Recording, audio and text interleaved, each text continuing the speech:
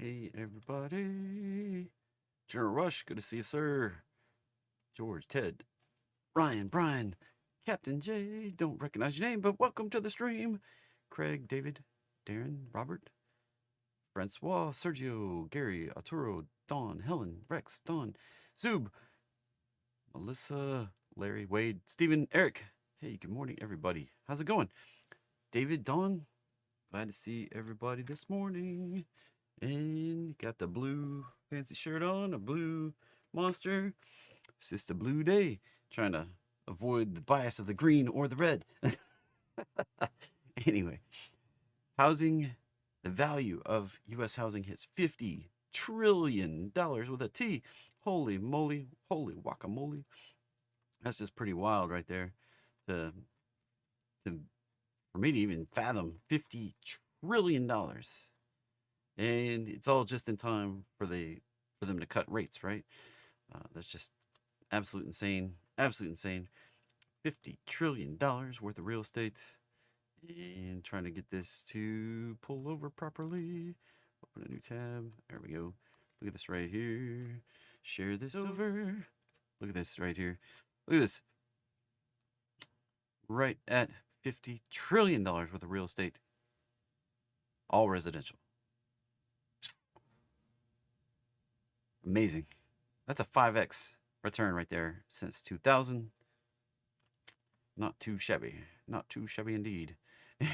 And if Kimberly's watching, that's right in line with what I was talking about last night, actually, right there, because we bought our place in 2003, right here, and I got an email yesterday that said our house was basically worth about between roughly 4.5 to 5 times more than we paid for it.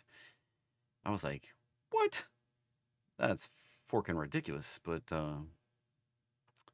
it's right in line with this right here, right in line. So pretty wild right there. And I guess I had a good time, but this is just in time for those rate cuts, right?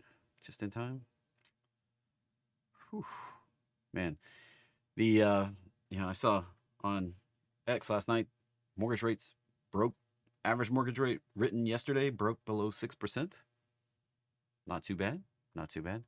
So maybe we're gonna get a reprieve. Maybe not. I don't know. I don't know. It's pretty wild though. And zooming out further though, housing has more than doubled in the last 10 years. So it went from like 22, like if we come over here to 2014, went from roughly 22 trillion to 50 trillion just in the last 10 years. Just in the last 10 years. And it's just wild right there. Total mortgages is, I'm going to say 7 trillion. Hold on. Let me see if I can find that. And that was on a different stat, I think. There's 57 million homes in suburbs, 22 million in urban areas, and 21 million in rural areas. So it's roughly 100 million homes for the 300 million U.S. citizens. And this one doesn't actually claim the. If you give me a second, I can look for the debt report. If you.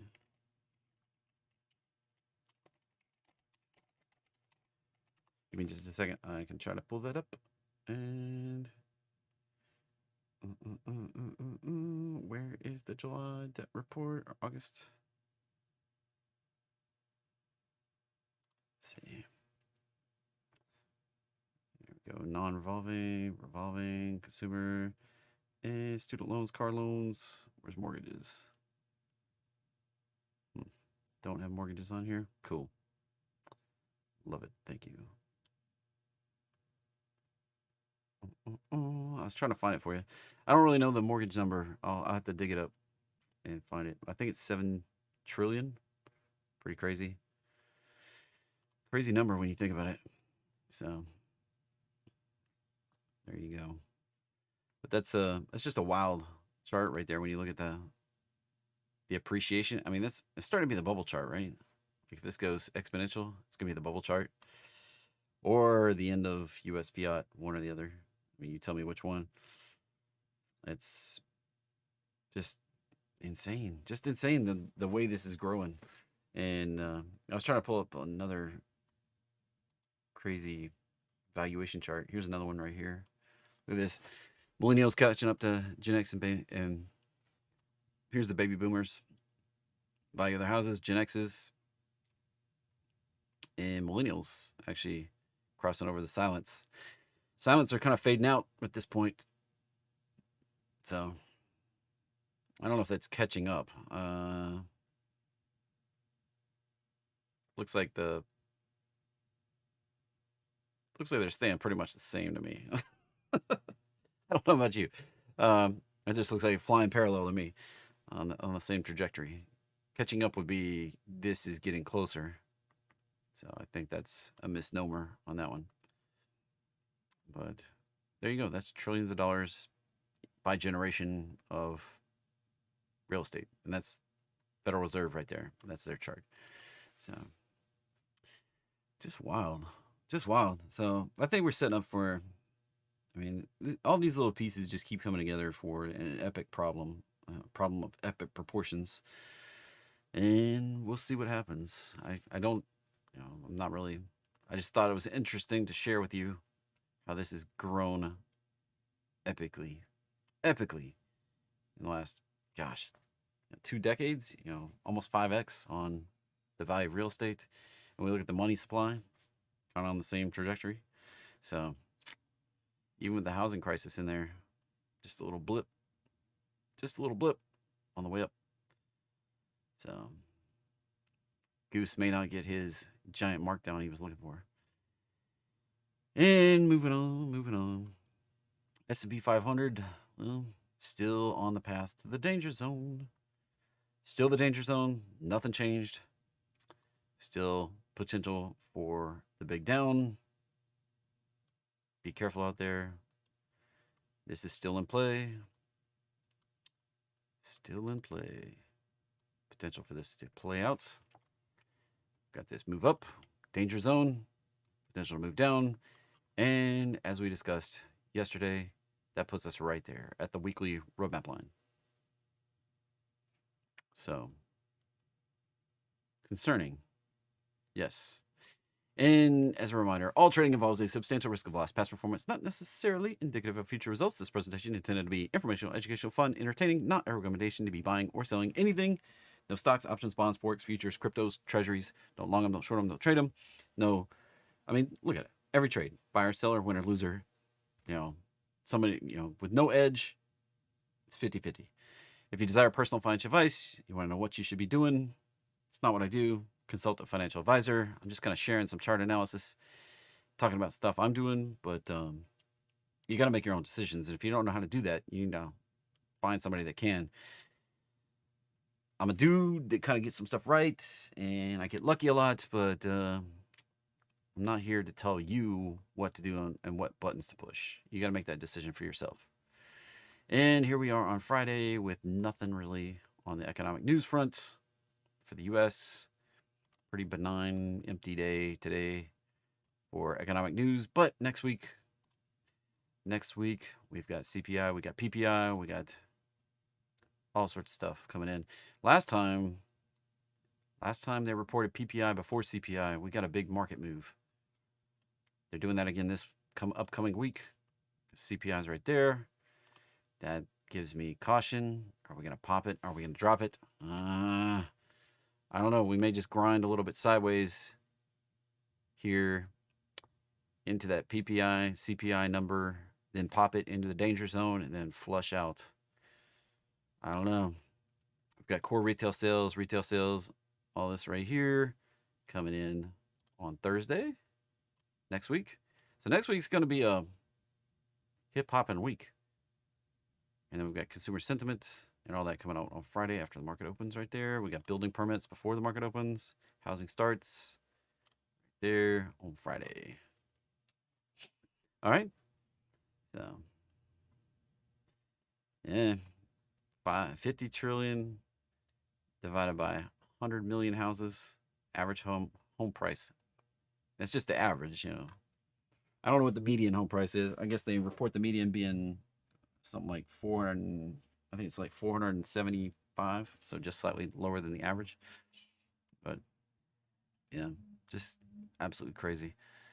And but then you got those mega houses. They're worth like Trump's place worth whatever godzillions of dollars, and then you got my place worth like $5.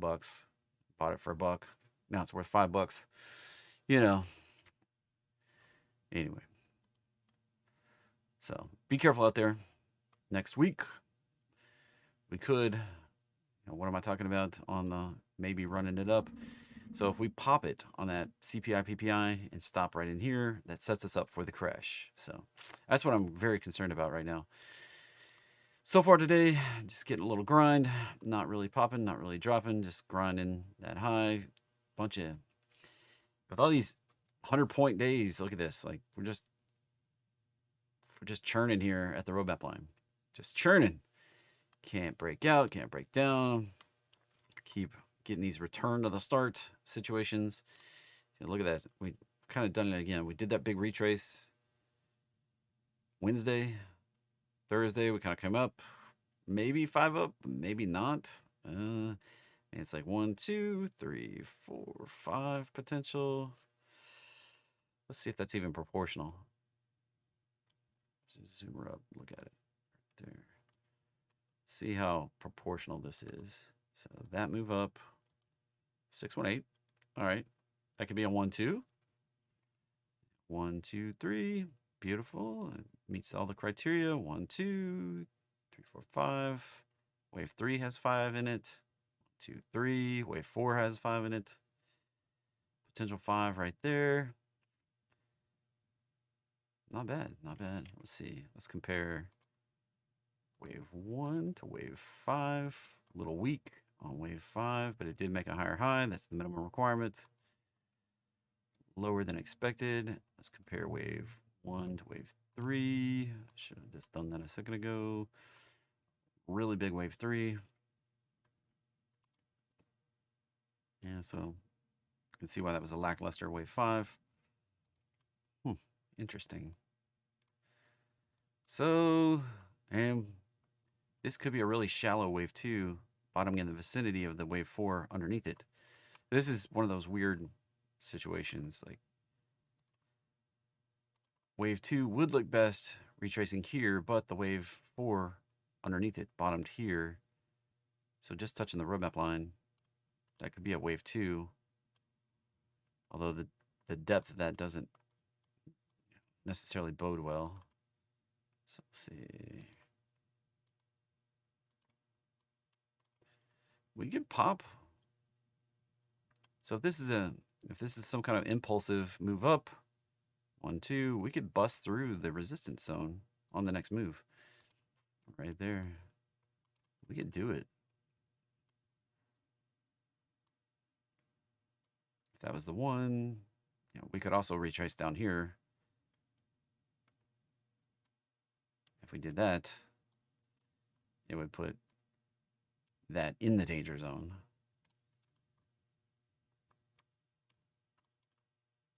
This is the interesting bit here. So, hey, Kimberly, I was just my favorite subscriber. I was just talking about you a minute ago. And some home value stuff. I guess you can watch that later if you ever even remember to. Anyway, my nose itches. So we've got the, oh, thank you for all the hearts, Finley. And so, I don't know. This could, so I guess this is what we've got to watch out for today. We've got this move right here. We've got this micro resistance. We can bust through that. We can get a move on higher. If we bounce down off of that, we'll probably get a deeper retrace back down into this zone. And the new alerts for, I like this new alert. Instead of filling up the screen, it kind of piles them up right here. So we've got this potential right here, this move down, this retrace. Puts us right in that zone. Potentially. So I have to see what happens here. That's the thing. So if you want to keep an eye on S&P. This is ES futures. The overnight gives us more action, leaves less gaps, and you're like, holy snot. Like, how do you know where to draw these lines? It's just experience, all right? Like, I've done this, like, godzillions of times, like, so many times. And these are the things to watch out for right here. This was a potential 5 up. This unclear on being 3 wave down. It could be. It could be 1, 2, 3. Could. But is that part of a bigger 1, 2, 3? Like this could be this little retrace. It was very fast. Right to the 272. Touch the roadmap line. It's all the kind of things we need for that to have been done. So if we break through this zone right here, it does 53.55, maybe 53.60 on the upside there. It kind of indicates we're probably going on higher. And probably going to go, I don't know why that didn't set an alert there. If we can go cruising on through, we'll probably go, that means that this is probably the bottom of this correction, this wave 2 potential. And that would set us up to potentially rally on up through. Get on up here. Right here, this 1618. If we're going to be bullish. If indeed. And if we do that, that probably tips the hand that we're going to make a higher high in the market. If we can get through that red zone. All right. Alrighty. Auntie. So, there you go. 58, 59, 60. Those are the targets if we can break through this danger zone. If we stop in the danger zone, that's where this comes into play.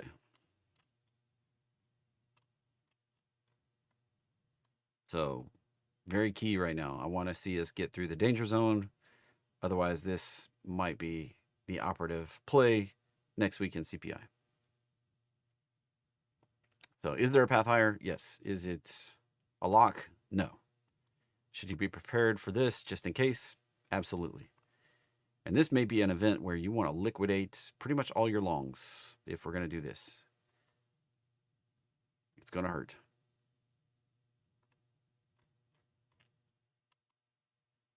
It's going to hurt.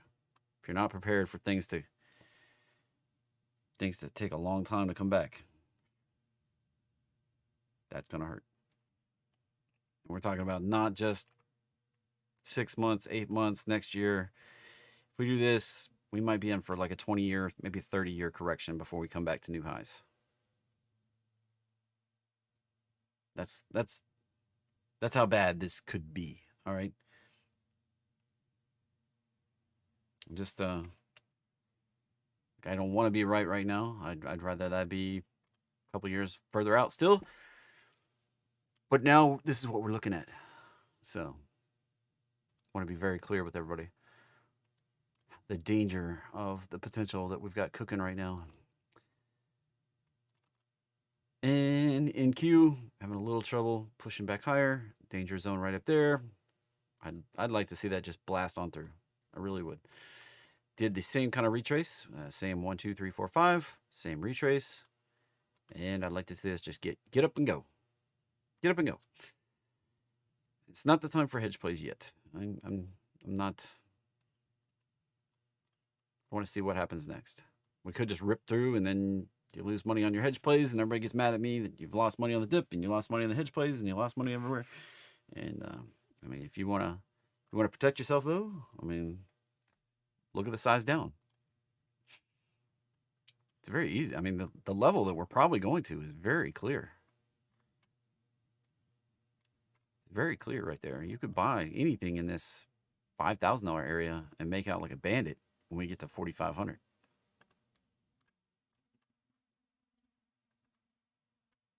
Now, it could be the time is the difficult part. This could take longer to get down there. It could be a slow grind down. I doubt it. I think it's a crash type setup. Could go fast. VIX will probably explode. Probably beat higher highs than we did during COVID. But exactly how it comes apart, exactly what to play, I don't know. You know, Short puts on Nvidia will probably pay out huge. Puts on most of big tech will probably pay out huge. So how far down for those? You'll have to go do those charts. So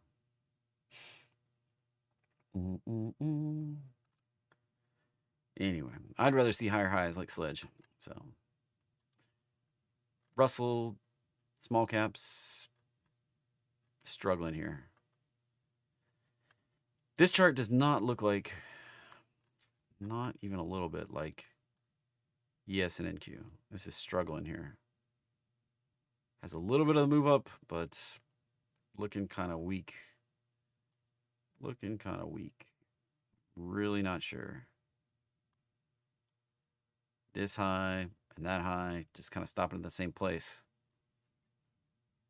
Not indicative of getting higher in a big way. And then this retrace does not make a low down like this. It's on a different path right now.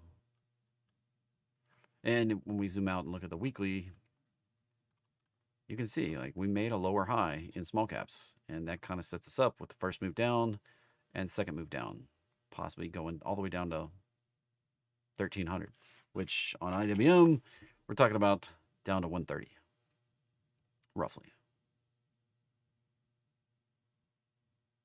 That could be pretty wicked. So Russell could be one you could play puts on, or you could play like something like SRTY. This might explode higher, even though it's kind of a decaying asset. Could see a nice big spike. CL. Jumping over. The list isn't very big today, so just so you know. I do have some bonus trades. Dun, dun, dun, dun, dun, dun, dun. Bonus trades, bonus trades. Got some stuff to talk about. So stick around to the end if you want to see those. Got a new tool that finds these for me every day, so you can start getting used to bonus trades kind of being at the end of the show every day. So CL right here, still just not breaking out, not breaking down, just sitting there. We'll see what happens on CL. GC.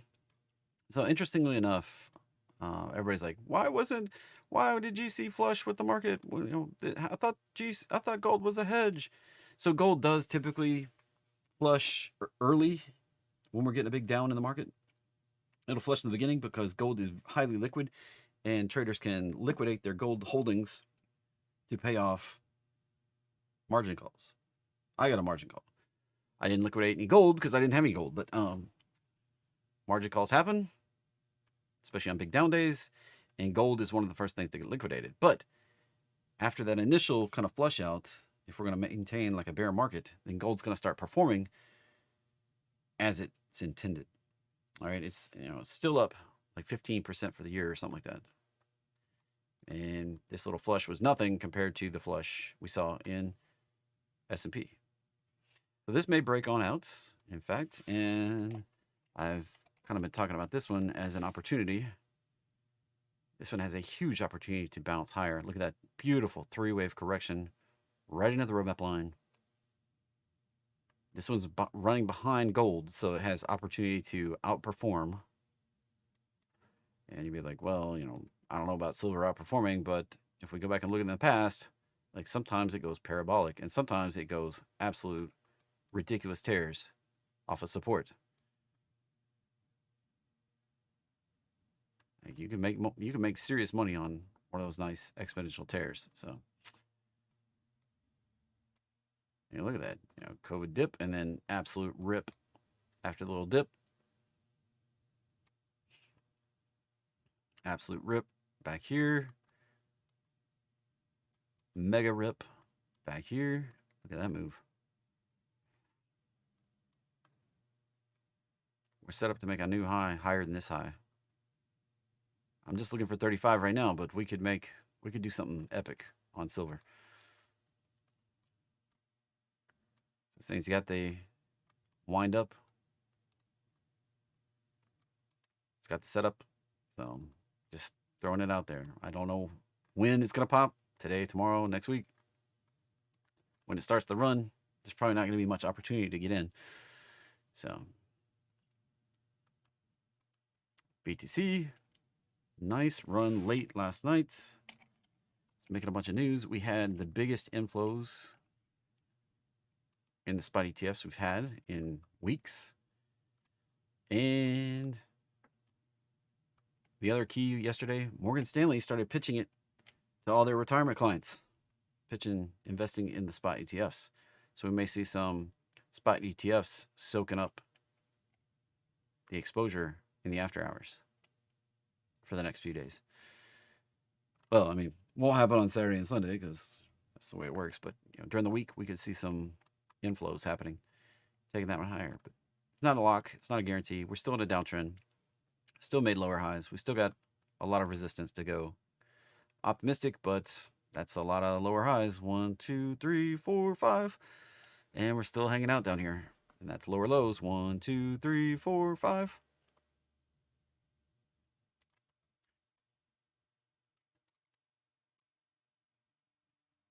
Not my favorite pattern. It's not the wedge. It's not the watermelon seed squeeze, but it's certainly not my favorite pattern when we're expanding and chopping and overlapping. So it's still in a correction until we can move up, retrace, and get out of here.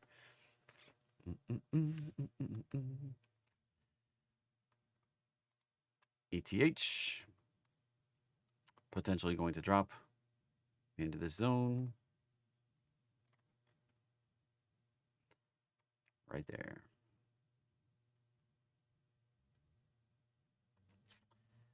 Just not showing reversal strength yet. Now, they did do the measured bounce type situation where we bounced off the 618. Potentially, we're holding, but we're not getting out of here.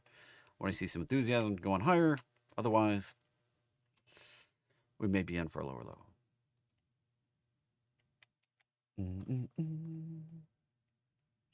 I need more pictures. I mean, the whole thing's a picture.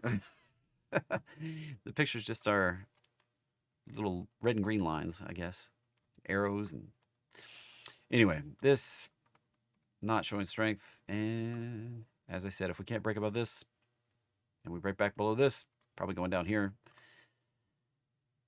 NKD, Japan, getting a retrace today. Well, that's kind of expected after moving up off that low. We may retrace back down here again before we can get actually out of here. So, and that if we don't hold that, we could be going on lower on NKD. And I saw stats last night. Several trading desks estimating around 75% of the carry trades worldwide have been unwound at this point. So carry trades may not be the risk that they once were last week. LRCX still on a path to get lower, even though it was a popper today. It's not indicative of going higher yet. Resistance up here, support down here. EXPE just churning sideways. Support down here, resistance.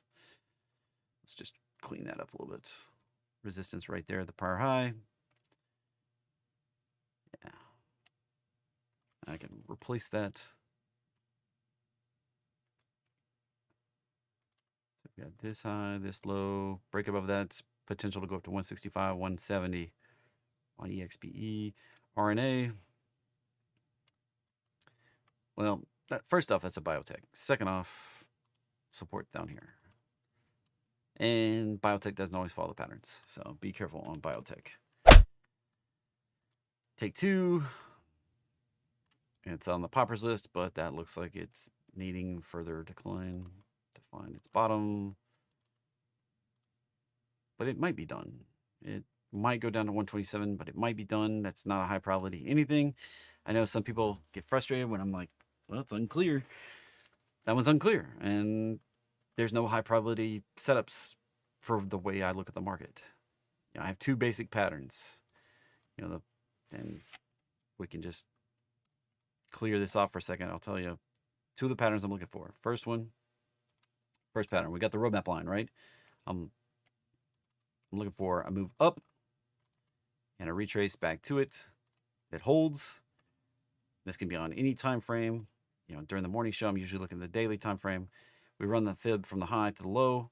When we break above this level, this 618 retrace level, And why is it a retrace? This is the current trend.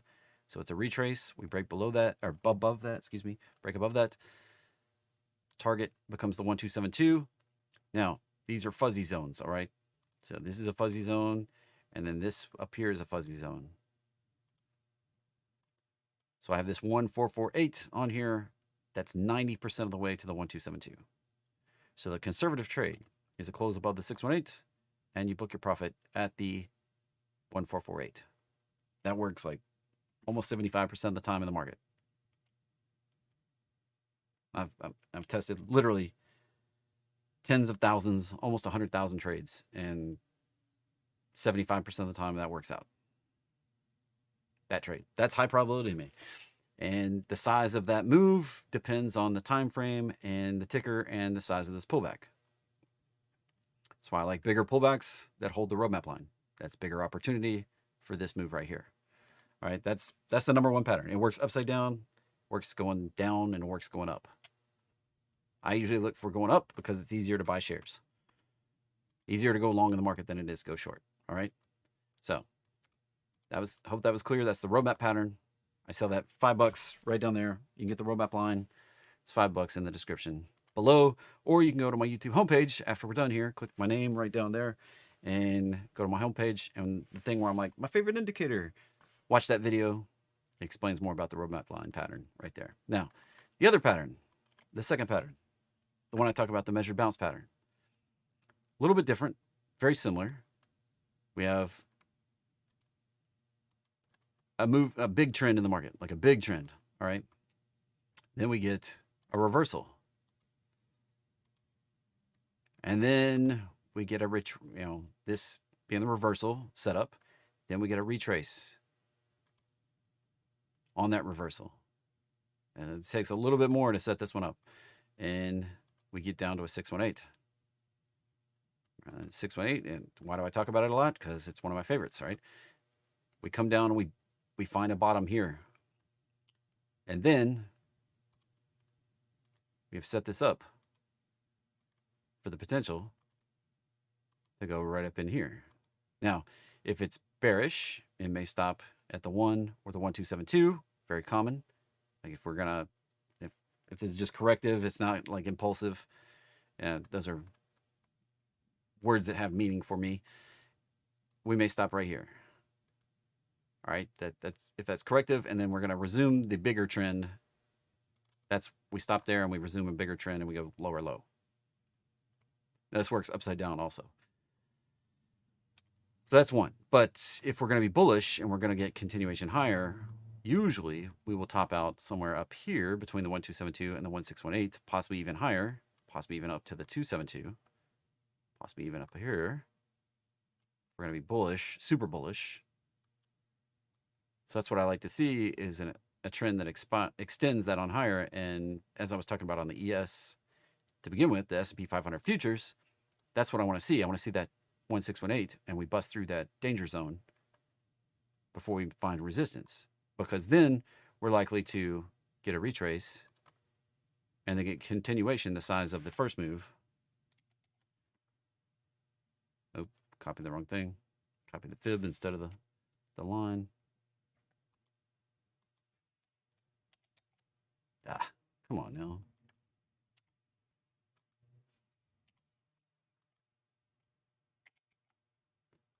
Then we're likely to get something finishing move the same size as the first move. That last move, same size, that right there. This one, same size as that one right there. All right. That's why I look for these power moves right here, what I call a measured bounce. I like them because it kind of sets me up for a bigger trend. I don't find them all the time in the market. They can be kind of rare, but I really like those. Really, really like them. Now, the power move, the rocket ship move, is when, I'll teach this in the fib class, but rocket ship, when that comes together like that, that's the power. That's the power. That can result in a giant move right there. All right. So let me know in the chat if you found that beneficial, helpful. Right there. Let me know. If you find value in that, give me a like, give me a thumbs up, and share with somebody if you think they would find value in that. So anyway, moving on. Docs up to, see that's the measured bounce setup. We want to see that continue on up to that target up there. SG.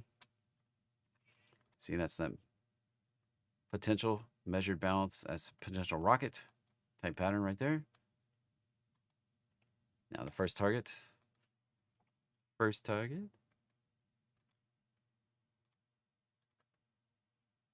Just right up here at 38.40, right there. EVH. Healthcare, that's a downtrend. Now there's some other trends and stuff that I watch out for. It's not just, that was simplifying. There's a lot more to Elliott Wave and a lot more, but those are the two patterns inside Elliott Wave that I find are the most profitable patterns that repeat. The measured bounce one repeats a lot. The roadmap line bounce, The roadmap line bounce repeats a lot. That's why I have like 100,000 trades worth of data. The measured bounce one, that can fail a lot. But when it sets up and it follows through, it can be very powerful to make a lot of money fast. That's, everybody wants to know how I made the big money in COVID. It was that measured bounce pattern showed up in a big way on a lot of charts. And it was, going down. It was going up on VIX, and I made about a third of the money on VIX, and it was going down on a lot of other charts like Brazil and all the things that needed people to come show up to make money, like Disney and Mountain Vale Resorts and Uber and Lyft and all those sort of things. So this one, not looking overly bullish or bearish, just a downtrend that's in a channel. Akamai. Resistance there at the roadmap line, resistance on up here, and I would not be sure what this one's about to do. Not sure at all. Resistance all the way up there. If we don't break through it, we can result in a lower low. TSM. Potential to break through that 618 and get extensions up to 201, 209. TTD. And these are those roadmap line. We get the close above the 618 today. 104, 107, 113. INOD.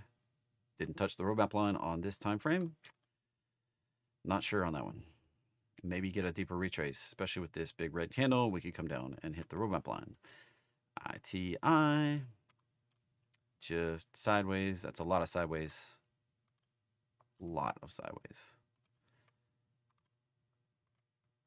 Be careful on that one. Generac. Potential. It's got potential, kid, but it's not following through yet. We're going to have to get above this resistance from back here, this high.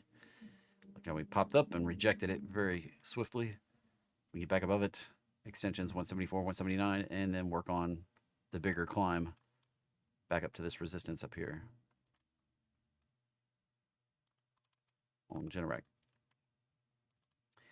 ADMA, another biotech doing crazy stuff.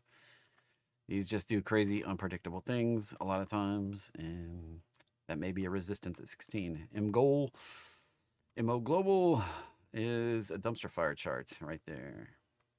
1 for 10, reverse split. Probably going down in a blaze of glory. Yeah, I wouldn't touch that. I wouldn't touch it with your money.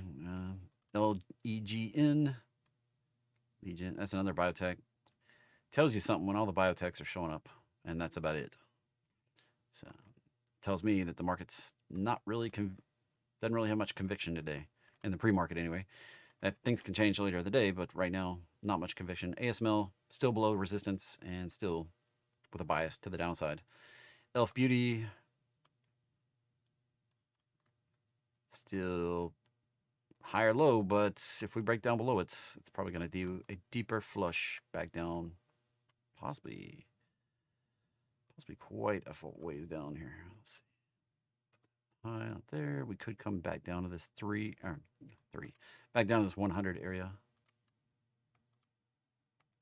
Right back down here. If we get below those lows that we've had for the last couple months. FNGU. Resistance up here. We're sitting below the roadmap line. Bias to the downside until we can get up here. FIVN. Ooh. 5.9 getting whacked. So when I talk about the pattern working upside down, here you go. Right there. 1, 2, 3. And we're right down into the targets. Broke down below the 618. On down. Next target down 19. Meta.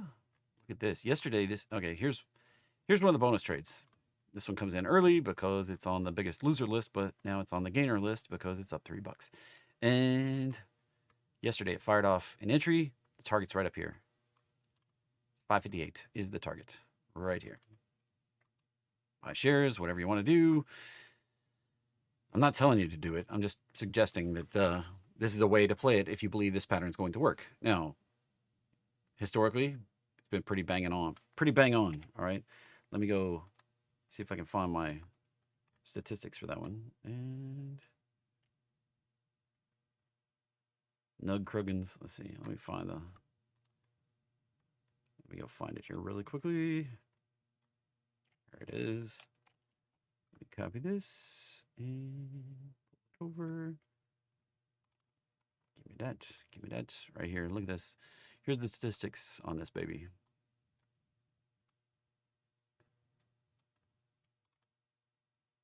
Pull this up. Oh, a reset. Beautiful. Beautiful. So there you go. Potential $47 up. All right. 88.89% of the time it's worked out with a profit factor of 5. That's pretty smoking. Usually lasts about 24 days to get there. That's trading days, not calendar days. So we're looking at a pretty fast mover. Excuse me. So we're looking at 24 bars on a daily chart. On average, that could last longer, could last shorter. So we're looking for a trade that lasts a little over a month. Right there. All right. So that's how long it typically lasts, 24. It's only had 9 trades since 2012 when it came on the... So not a huge population compared to others, but my other one that I brought does have a huge, much bigger population. So if you want more bonus trades, stick around to the end. That's one. And brought to you by Bonus Trades. So that one is set up. That's the entry. Potential target right there, 558. You could hold on. I mean, I would... If you're going to manage it for higher targets, if you think it's going for 605, you got to start managing your stop because this thing can reverse hard on you. It doesn't have to get past this. Like all the statistics I have are based on hitting that 90% of the way to the 1272 and getting out. GTFO. All right. Not re-entering, not doing anything else. The trade's done after that point for my statistics. Just want to be clear on that. There's some people that think we can recycle that. So that's a huge upside potential. Nice, really nice. And if you're going to play options, maybe look at October, maybe November. Give yourself plenty of time, all right? Don't cut it short. These things, on average, this thing takes 24 trading days to get there. So the average means that half the time it's longer than that, right? So in the past, in those 9 trades that are in the past that have worked out, maybe some went faster. Maybe some of them went there in a day or two. That means that to get the average at 24 trading days, that something else took like 50 trading days. So it could take 3 months, 4 months. All right. Don't run out of time. Shares are a viable option. PUBM. Ooh. Teenage boy wants to say Pubmatic.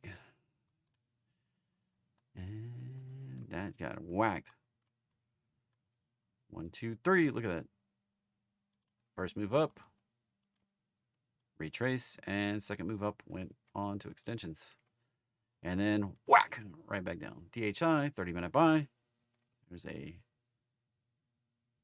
Apollo trade kicking off. And there's another Apollo trade kicking off on tech. That move up, that retrace, it's down in the danger zone. We may be heading down to 7 or 13 here. Watch out for that to get continuation lower. Golf Holdings. That one did a potential. Roadmap bounce. Gonna have to get a close above 69 to indicate we're going to 77 or a 78. MITK. Ooh, whacked. So I always warn about these when they get down and do these lower high situations. Right down there. Could go on down to 660 area. Right there. First move down, retrace, second move down. Right in the target zone. Look for a reversal, but sheesh. That looks pretty bad right now. Google. Alphabet. Having a lot of trouble getting off the mat here. Got slammed down on this correction and just sitting on the roadmap line. Can't get off. Got to get up through the gap to indicate we're going to 196 or 201 right there. PLMR. Palomar Holdings. This one here. Finding resistance at those prior highs. Just not getting through. Could be setting up for another retrace. It's been a long time trying to get through that. AVD. Going lower. American Vanguard. Roadmap line bounce. Going down. 452. Next potential downside. Dell. Watch out for that. To get further down. It's right there. And then the bonus trade. Everybody ready for this? MPC. Check this one out. This one. Now, it's not this one and this low. It's this smaller move in here. Right here. Smaller move potential. This high. This low. It closed above that 618 right there. Right there. Set up 187 up here on the target. And I can show you the statistics on that one. Clicked it off. Cool. Clicked it off. Right here. Open. Pull this over. I have this handy dandy tool. This is not Apollo. This is something else I'm building on top of Apollo. Apollo kind of powers it in the background. So, right here. MPC, new potential entry. 1290. Upside target. There's your target. Official target. 187.05. Stop below 156.50. That's a wide, kind of wide, but look at the historical win rate on this baby. Right there. 91.67. 91% of the time. And this has happened on 12 trades since 2011. So a little better than Meta, but a little slower than Meta at 31 trading days on average. So there you go. MPC, another one. Nice potential. Could you play options? You could. I'd go out to October, November, maybe December. And what's strike price? Anything in here that's going to go in the money before we get to the target. So, Foot Locker. Oh, looky here. Another, like, I put this out as a chart of the week a while ago. And looky here. Coming up into the conservative entry. Target all the way up there. So, there's another one. Dun, dun, dun, dun. Watch out for that gap down resistance, though. Watch out. Foot Locker kicking off. Dun, dun, dun, dun. An alert up here, an alert up here. Oh, not what I want to do. 4750. Right there. All right. Everybody good? Everybody good? You good? Bias for the day. Still cautious on this pop. As long as we're below this danger zone, we have the potential to go down in a blaze of glory. So I was very cautious up here until we got the correction. Now I'm optimistic we can get through, but the red alert sirens are going to go off if we stop right here next week, especially in the CPI. If we get in this zone in the CPI, or next week, next Tuesday in the PPI, if we pop and stop right here by the close, that probably means we're going to go blasting down on CPI. Now, if we just hang out right here in the PPI next week on Tuesday, it may mean we're blasting through on CPI. I don't know. Like, this is a precarious position in the markets. Stay tuned. Come back and see me next week. Make sure you subscribe. Make sure you hit the like button. Make sure you hit the bell with notifications so you know when I'm going live. Make sure you set an alarm on your phone so you know when I'm going live. 9:15 every morning. And we'll see you again tomorrow.